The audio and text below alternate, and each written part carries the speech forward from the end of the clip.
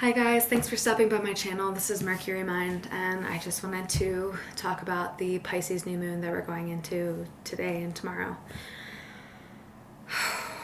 Pisces is wrapping up the end of the astrological new year. It is the last sign of the 12th house.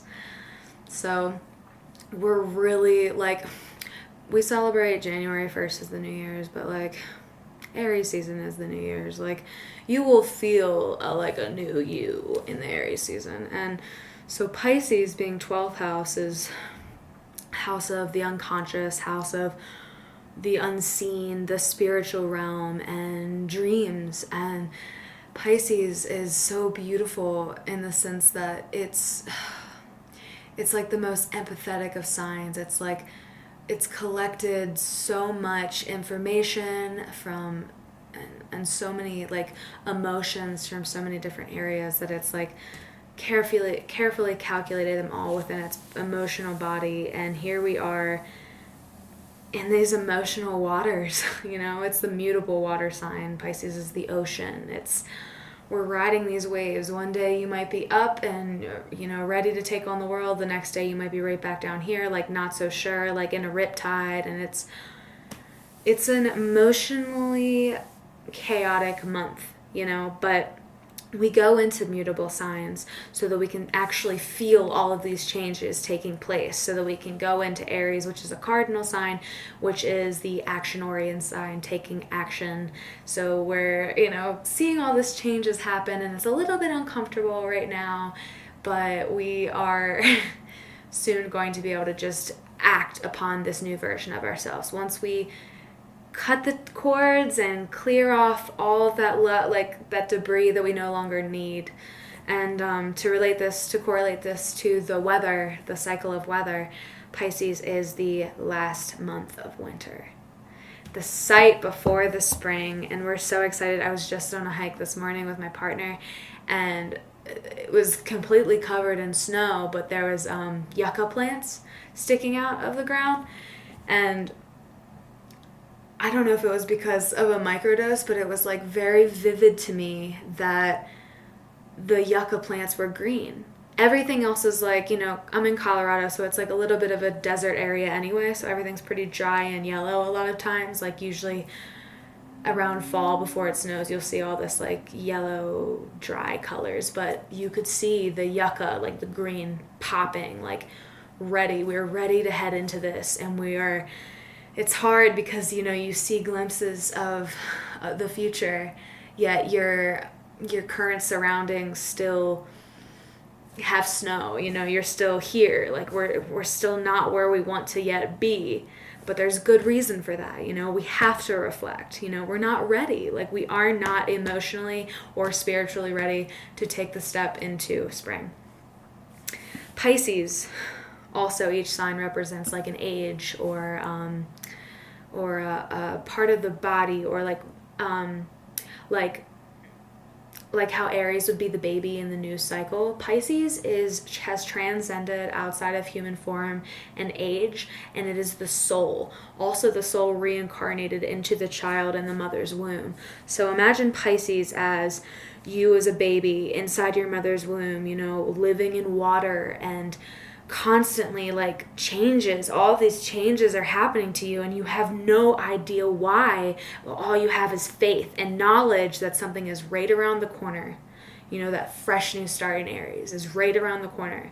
So you're living in water, you're trusting, you're surrendering, because it's all you can do at this point. All you can do is breathe. Breathing is so important right now. Make sure that you're breathing. Make sure that you're taking baths.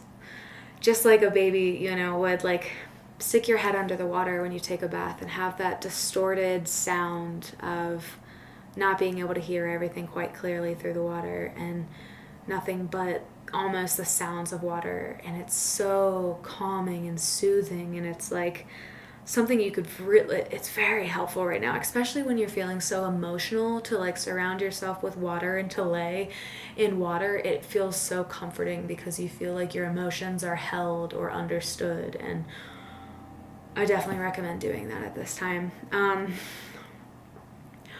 Yeah, so also Pisces represents dreams.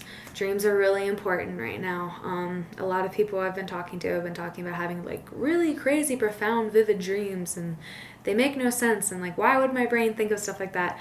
Your brain has a reason for thinking of stuff like that. Decode your dreams. You know, there's a science, not even a science, but there's like a poetry behind how your dreams correlate with how you actually feel.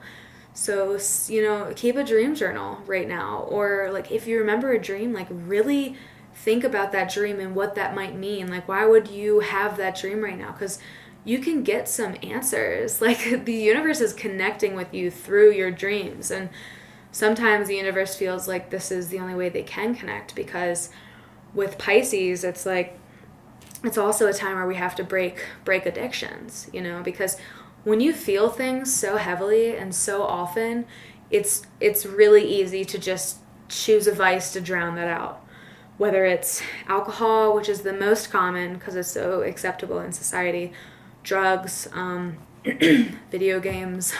For me, it's food, for sure. Like, if I have a really bad day, or I'm just like tired of feeling, like I'm just so many mental like downloads are coming to my head, and I'm just sad and like in the moment, and I'm like, I just want to go home and buy a pint of ice cream and sit and watch a movie and stuff like that. And like, it's okay to relax sometimes, but when you're doing it to numb so that you don't feel something, you're blocking source knowledge from coming in. You're blocking yourself from receiving downloads from the universe that they're trying to give you at this time so that you can shed this snakeskin and move forward into the next season. Pisces just understands the connection with the divine more than anything. And like I was saying, like being the baby in the womb, all we have right now is the ability to truly surrender. Like, to be like the fish, like the Pisces, and swim along with the current. You know what I mean? Stop fighting it. Unless you're a frickin' salmon and you're going to end up in the mouth of a bear. Just kidding. But swim with the current. Like, go where you're being guided. You asked for this. You planted these seeds a long time ago.